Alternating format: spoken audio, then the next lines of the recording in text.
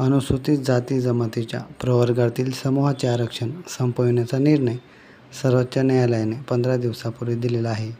या निर्णयाच्या विरोधात पुकारलेल्या भारत बंदला बीड जिल्ह्यातील व्यापारी महासंघाने आपली दुकाने बंद करत सहकार्य करावे असे आवाहन स्वाभिमानी भीमसैनिक बीड जिल्हा यांनी केले होते।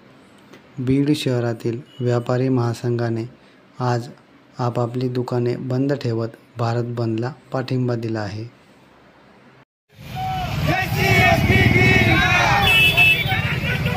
डॉक्टर